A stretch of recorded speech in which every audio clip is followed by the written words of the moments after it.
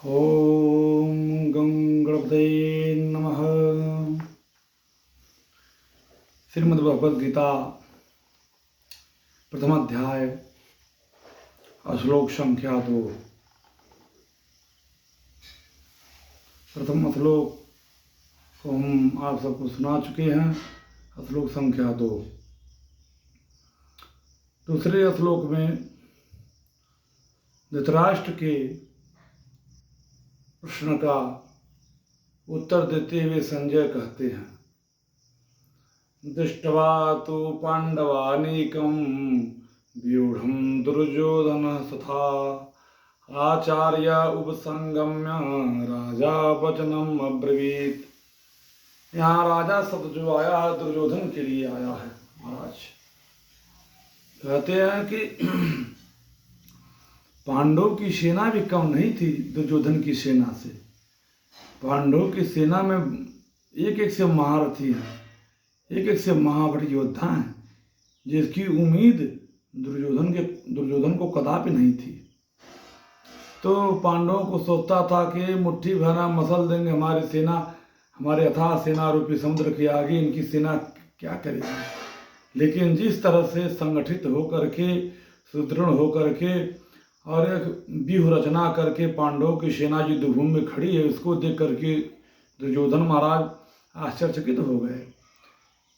वही दुर्योधन जाकर के जब देखे दुर्योधन की, तो पांडवों की सेना जो है बड़ी सुंदर सुसज्जित और व्यूह रचना बना करके खड़ी है।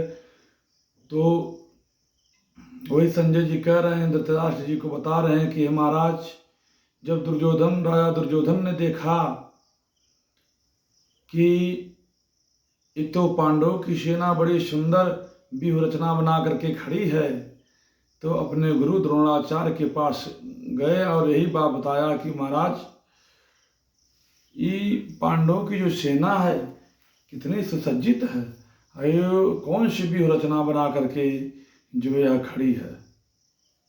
आप हमारे मार्गदर्शन करें, हमारे मार्ग को जो है प्रशस्त करें कि कौन सी व्यूह रचना है। क्योंकि द्रोणाचार्य कोई भी व्यूह रचना संसार की हो, द्रोणाचार्य जी सारे व्यूह रचना को अच्छी तरह से जानते थे। द्रोणाचार्य जी जो कोई नहीं जानता था व्यूह रचना, उसको भी जानते थे, क्योंकि द्रोणाचार्य पांडवों के और कौरवों के दोनों पक्षों के गुरु थे और उन्होंने ही अर्जुन को सर्वश्रेष्ठ धनुर्धर बनाया। सारी विद्याओं को अगर द्रोणाचार्य जी ने दिया किसी शिष्य को, अपने पूरी विद्या को प्रदान किया, तो केवल अर्जुन है महाराज। बाकी अन्य शिष्य हैं, लेकिन जितना महत्व उन्होंने अर्जुन को दिया है, जितनी धनुर्विद्या में पारंगत बनाया है, जिससे कि अर्जुन की ख्याति प्रसिद्ध है कि उनके समान कोई धनुर्धर नहीं है, ये द्रोणाचार्य की कृपा का प्रभाव है। तो इसीलिए दुर्योधन गए द्रोणाचार्य के पास कि महाराज, कौन सी व्यूह रचना बना करके ये सब लोग खड़े हैं, जरा तो देखिए तो इनकी सेना को। जय श्रीमन नारायण, जय श्री राधे।